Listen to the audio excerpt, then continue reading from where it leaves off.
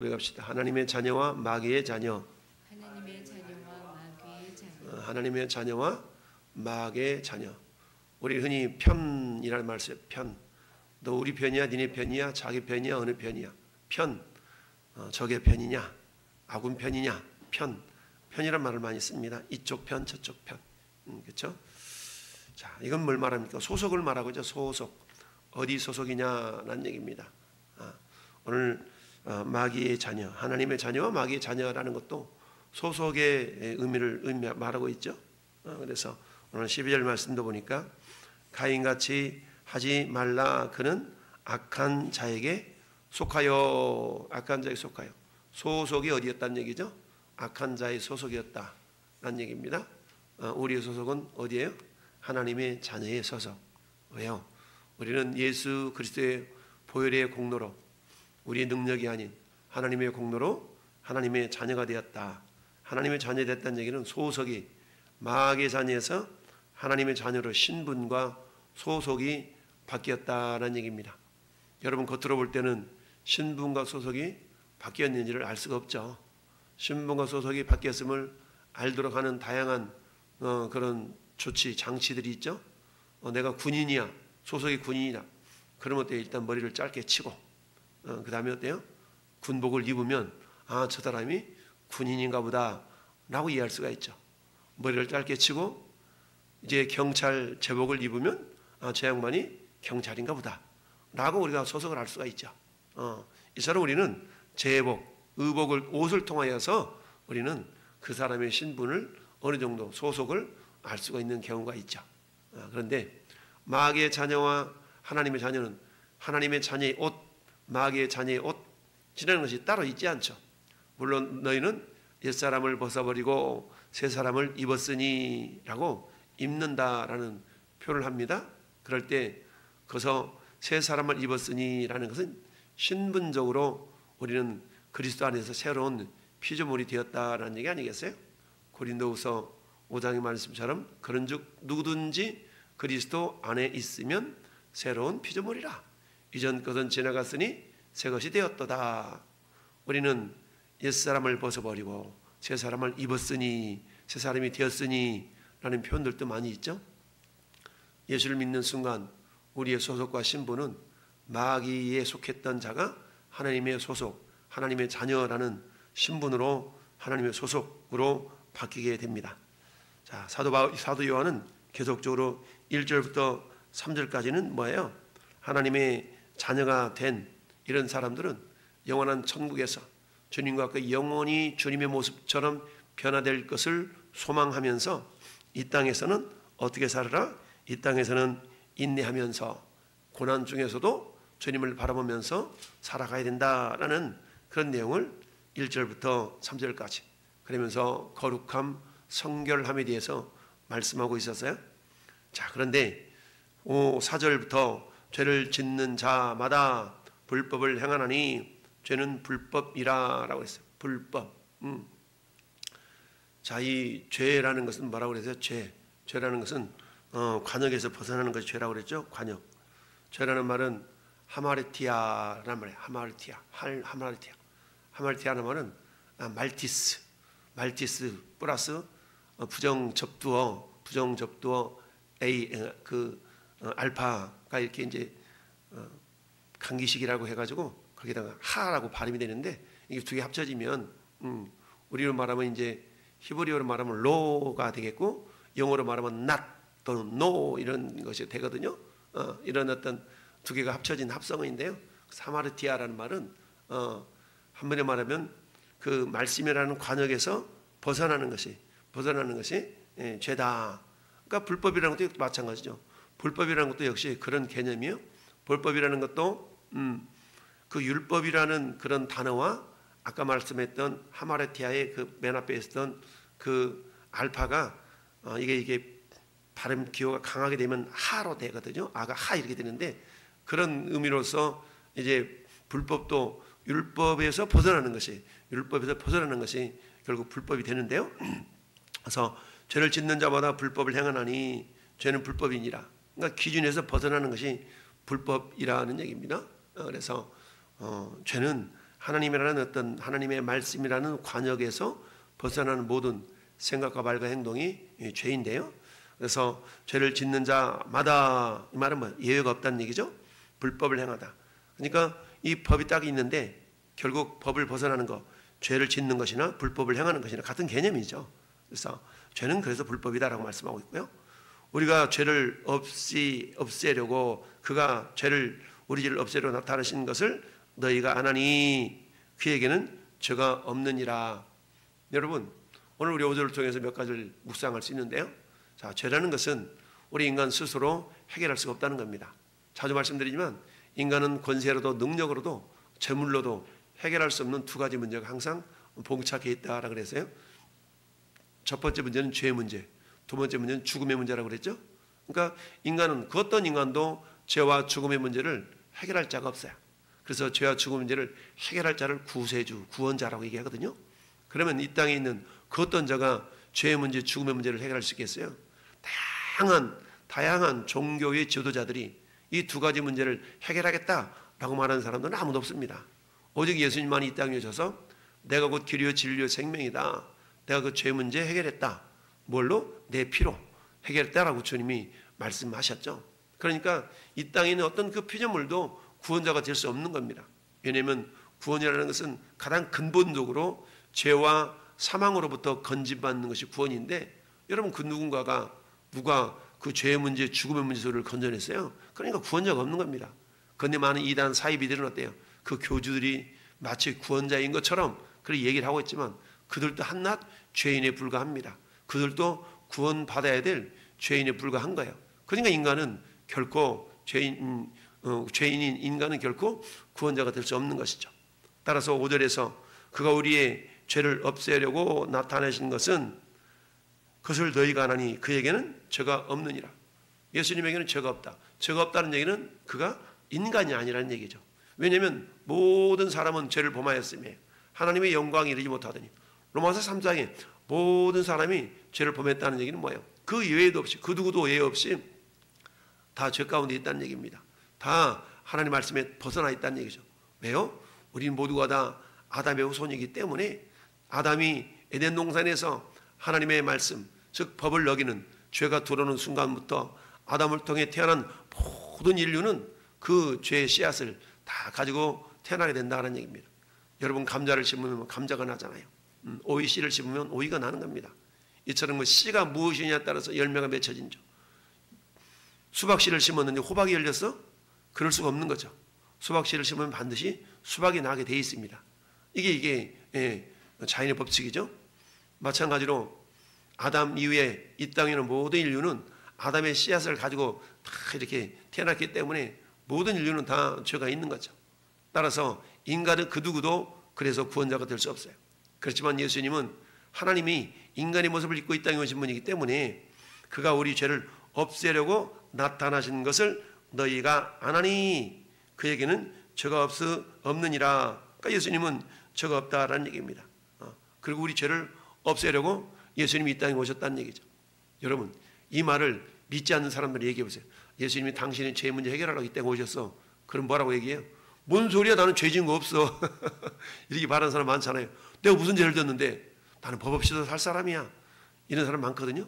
얘기를 하다 보면 나는 잘못한 것도 없어. 신호등 한번 신호 위반한 것도 없고, 자동차 운전하면서 딱지 끄는 적도 없고, 주차 딱지 끄는 적도 없고, 나는 경찰서 가본 적도 없고, 법원에 서본 적도 없고, 이런 사람이 있어요. 아주 인류 도덕적으로 잘 사는 사람이 있어요. 우리는 그러면 그 사람을 향해서 당신은 의인이군요. 세상적으로는 그렇게 말할 수 있지만 하나님의 관점에서 본다면 의인은 없나니 하나도 없으며, 그 사람도 죄인인 거죠. 이 죄라는 개념이 뭐예요? 하나님 알지 못하는 그 상태에는 이미 죄인이라는 의미거든요. 죄를 지어서 그 사람이 죄인인 게 아니라 죄인이기 때문에 죄를 짓는 것이죠. 그러니까 죄인이기 때문에. 왜요? 아담의 후손으로 태어난 그 어떤 인류도 죄가 없는 사람이 없다. 이미 아담의 후손으로 태어났다는 얘기는 하나님을 모른다는 얘기죠. 하나님을 몰라. 그러니까 인간의 지식으로, 인간의 이해로는 어때요? 예수 믿어 구원받아, 이 말이 도저히 이해가 될 수가 없는 것이죠. 따라서 구원의 비밀이라는 것은 뭡니까? 이해가 되어져서 믿는 게 아니에요. 믿으면 이해가 되어지는 거죠. 이건 세상 논리와는 조금 역설적인 것이죠. 우리는 세상의 모든 이론이나 모든 체계 이런 것들은 어때요? 이해가 되어지면 믿게 되는 것이죠. 그런데 우리 구원의 진리, 예수 그리스도를 통하여서 우리에게 임하고 있는 구원의 진리는 뭐예요? 이해가 되어서 믿는 게 아니거든요. 믿어야 이해가 되는 겁니다. 이게 역설적인 표현인 것이죠. 이게 믿음의 신비라고 말할 수가 있습니다. 그 어떤 사람도 이해가 되어서 믿었다는 사람 없어요. 믿고 보니까 어느 날 이해가 되는 겁니다. 그래서 우리는 믿으면 믿어진다 라고 얘기하죠.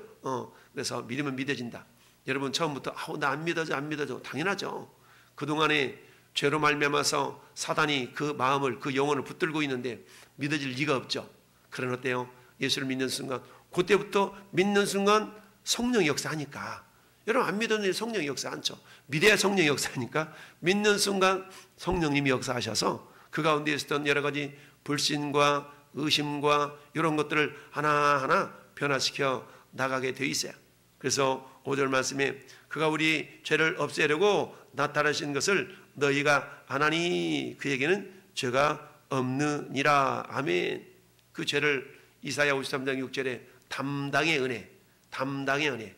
우리는 다 양 같아서 그릇 행하여 각기 제 길로 갔지만 여호와께서 우리 모두의 죄악을 예수님에게 담당시키셨도다.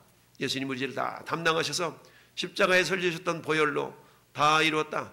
테텔레스타이를 외치시면서 주님이 숨을 거두셨어요. 그때 성소유장이 위로부터 아래까지 찢어져 들이되었다.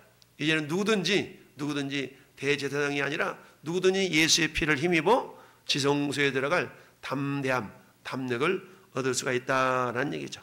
이처럼 죄가 없으신 예수님이 우리를 위하여서 이 땅에 오셨고 그 죄 문제를 해결하셨다. 그런데 그를 믿는 자들에게는 그게 적용이 되는 거죠. 믿는 자들에게. 믿지 않으면 아무런 효과가 없습니다. 여러분 우리 앞에 상다리가 휘어지도록 많은 음식이 차려져 있다 할지라도 내가 수저를 들어서 젓가락을 들어서 그 음식을 먹지 않으면 나오는 아무런 상관이 없는 겁니다. 아무런 상관이 없어요. 그림의 떡이라는 말처럼. 그러나 아무리 밥 한 그릇에 장종지 간장 하나 있었다 할지라도 참 간장에 밥 비벼서 먹던 어린 시절의 추억도 있잖아요. 그게 나에게 힘이 되고 능력이 되는 거 아니겠습니까? 이처럼 예수 그리스도의 복음의 권세, 복음의 능력이라는 것은 우리가 이해될 수 없는 거지만 믿으면 이해가 되어진다라는 얘기입니다. 그 안에 거하는 자마다 범죄하지 아니하나니 그 안에 거한다. 여러분 거한다는 말씀은 계속 나오고 있죠. 요한복음 15장에도 내 말이 너희 안에 거하고 너희가 내 안에 거하면 우리가 주님 안에 거한다는 얘기는 뭡니까? 말씀 안에 거한다는 얘기고요. 주님 안에 거한다는 얘기는 뭡니까? 말씀 안에 순종한다는 얘기죠. 그러니까 거한다는 개념과 순종한다는 개념은 같이 가는 겁니다. 믿는다는 개념, 거한다는 개념, 순종한다는 개념 이거 다 같이 가는 겁니다. 거하는 자마다 범죄하지 아니하나니 범죄하는 자마다 그를 보지도 못하였고 그를 알지도 못하였느니라. 여러분 범죄한다. 그러면서 자녀들아 아무도 너희를 미혹하지 못하게 하라. 여기서 미혹은 뭐 어떤 거예요? 죄 짓도록 하는 것이 미혹이죠. 미혹은 누가 하는 겁니까? 마귀가 하는 거죠. 그러니까 마귀의 역사는 도둑질하고 죽이고 멸망시키는 것뿐이다 라고 했지 않습니까? 우리 안에서 자꾸 죄를 짓도록 하는 겁니다. 그래서 그 안에 거하는 자마다 범죄하지 않으니 이 말은 지속적이고 반복적으로 죄를 짓는 그런 일들이 없다라는 얘기입니다. 왜냐하면 우리 안에는 성령님이 계시기 때문에 자꾸 죄와 싸우도록 우리를 부추기거든요. 죄와 싸우도록. 그러니까 예수 믿기 전에는 우리가 죄를 지으면서도 전혀 양심에 가책이 없었어요. 근데 예수 믿고 보면 어때요? 죄를 지을 때마다 우리 안에 성령께서 계속적으로 관건적으로 역사하기 때문에 찔리는 거야. 찔려. 그러면 어때요? 지속적으로 죄를 못 짓는 거죠. 그러면서 하나하나 주님을 닮아가게 됩니다. 그래서 주님 앞에 서는 그날에는 우리가 온전하게 거룩한 모습으로 주님 앞에 설 수 있게 되는 겁니다. 그래서 성화라는 건 뭡니까? 성화라는 것은 주님을 닮아가는 모습인데 이루게 하셨대요. 마치 히브리서 기자가 얘기했던 것처럼 피 흘리기까지 싸우는. 뭐가 싸워요? 죄와 싸우는 거죠. 우리의 삶이 뭐냐? 한마디로 말하면 매일매일 매 순간순간마다 죄와 싸우는 훈련입니다. 죄와 싸우는 겁니다. 그래서 어떤 경우는 넘어지기도 하고 또 어떤 경우는 승리하기도 하고 이런 것들이 차츰차츰 변화되어져 가서 어떻게 되는 겁니까? 마침내 최후의 승리를 얻게 되죠. 최후 승리를 얻기까지. 그러니까 최후 승리를 얻기까지는 어때요? 때로는 넘어지기도 하고 승리하기도 하고. 그런데 어때요? 의인은 7번 넘어져도 다시 일어서는 능력이 우리 안에 있는 줄 믿습니다. 그렇습니다. 이처럼 우리 주님 우리에게 죄를 이길 수 있는 능력 주셨어요. 그것을 뭐라고 표현하고 있느냐? 하나님의 씨라고 표현하고 있죠. 여러분 9절 같이 한번 읽어봅시다. 9절 시작. 하나님께로부터 난 자마다 죄를 짓지 아니하나니 이는 하나님의 씨가 그의 속에 거하며 그도 범죄하지 못하는 것은 하나님께로부터 났음이니라. 전혀 죄를 짓지 않는 의인은 없다라고 말해요. 전혀 죄를 짓지 않는 의인은 없어요. 단지 그런 죄를 짓는다 할지라도 우리 마음 가운데 계신 성령께서 계속적으로 강권하기 때문에 회개하고 그래서 우리는 날마다 회개하는 겁니다. 그래서 하나님께로 난 자마다 죄를 짓지 않으니. 여러분 궁극적인 방향, 내가 마귀로부터 내 방향이 마귀를 향했던 그런 삶으로부터 하나님께를 향했어요. 그럼에도 불구하고 때 마귀는 지속적으로 우리를 유혹하기 때문에 때로는 넘어지기도 하고 자빠지기도 하고 그렇지만 궁극적인 방향은 우리가 틀림이 없는 것이죠. 그러니까 우리가 하나님께 속했기 때문에 하나님에 속했다는 얘기는 방향성 자체가 하나님을 향해 있다는 얘기입니다. 마귀에게 속했다는 얘기는 방향성 자체가 마귀라는 얘기죠. 그러니까 하나님께 속했다는 얘기는 믿는 자예요. 믿는 자. 마귀에게 속했다는 얘기는요, 방향성 자체가 안 믿는 자예요. 하나님을 쳐다보는 것 같지만 방향성 자체가 마귀, 세상 쪽으로 바라보고 있기 때문에 이를 마귀에 속했다는 얘기죠. 그러면 하나님께 속한 자와 마귀에 속한 자 가장 큰 차이는 뭐냐? 그에게 사랑이 있느냐 없느냐입니다. 왜? 하나님의 본체가 사랑의 본체이기 때문에. 하나님은 사랑입니다. 요한일서 4장 8절 우리 저 뒤에 있잖아요. 여러분 4장 8절 읽어봐요. 4장 8절 시작. 사랑하지 아니하는 자는 하나님을 알지 못하나니 이는 하나님은 사랑이심이니라. 아멘. 그러면 가인이 왜 아우를 죽였냐는 얘기죠. 아우를 왜 죽였어? 12절 봅시다. 12절 오늘 3장 12절 시작. 가인같이 하지 말라. 그는 악한 자에게 속하여 그 아우를 죽였으니 어떤 이유로 죽였느냐? 자기의 행위는 악하고 그 아우의 행위는 의로움이니라. 가인이 왜 그래요? 악한 자에게 속였다는 얘기는 그 안에 뭐가 없다는 얘기예요? 사랑이 없다는 얘기입니다. 사랑이 없기 때문에 죽였다는 얘기입니다. 그렇다면 우리 안에는 사랑의 본체이신 성령 하나님께서 우리에게 안에 계시죠. 이미 성령님은 무엇이냐? 성령님은 부어주신 바 된 사랑이라는 얘기입니다. 부어준 사랑. 예수님은 누구냐? 예수님은 나타난 사랑. 여러분 로마서 5장 5절 한번 펴봅시다. 로마서 5장 5절 로마서 5장 5절 시작. 소망이 우리를 부끄럽게 하지 아니함은 우리에게 주신 성령으로 말미암아 하나님의 사랑이 우리 마음 가운데 어떻게 됐어요? 부은 바 되었어. 하나님의 사랑이 우리 가운데 부어졌어요. 그러니까 내 안에 성령님은 어때요? 사랑의 본체이신 하나님의 영이시잖아요. 그러니까 내 안에 사랑이 부어졌기 때문에 그 사랑으로 사랑하는 거예요. 여러분 인간적인 사랑은 정욕적인 사랑이기 때문에 이게 왔다리 갔다리 하잖아요. 근데 하나님의 사랑은요 어때요? 지속적인 겁니다. 지속적이에요. 그러니까 가인에게는 하나님의 사랑이 없었어요. 그러니까 순간적으로는 형제니까 좋아하고 이런 마음이 있었겠지만 근본적으로 하나님께 속한 자가 아니기 때문에 하나님의 사랑이 없어서 결국 동생을 죽일 수밖에 없었다는 얘기입니다. 오늘 우리 안에는 하나님의 영이신 성령님, 사랑의 영이신 성령님이 계십니다. 마귀에게 속한 자와 하나님께 속한 자의 궁극적인 차이는 그 안에 사랑이 있느냐 없느냐의 차이야. 우리 안에 계신 성령으로 말미암아 오늘도 우리는 어때요? 사랑하지 못할 사람을 사랑하는 거 아니겠어요? 여러분 사랑할 만한 사람을 사랑하는 것은 누구나 해. 그러나 사랑할 수 없는 자를 사랑하는 것은 내 힘이 아니야. 성령의 능력인 줄 믿습니다. 우리는 그 사랑으로 오늘 또 잃어버린 한 영혼을 향한 주님의 마음을 품고 나가서 그 영혼을 주께로 인도해야 될 귀한 사명이 있는 줄 믿습니다. 이해되지 않는 그걸 할지라도 주님을 믿을 때 주님은 이해되도록 하고 그 이해되는 그 믿음 가운데서 우리 안에 부어진 그 사랑으로 오늘도 세상에 나가서 잃어버린 한 영혼 한 영혼을 주님께로 이렇게 돌이키는 것이 세상 사람들한테 볼 때는 미련한 것이지만 그게 하나님의 능력임을 깨닫고 오늘도 그 하나님의 능력과 권세를 드러낼 줄 아는 하나님의 사람들이 되기를 예수님의 이름으로 축원합니다. 아멘. 살아계신 아버지 하나님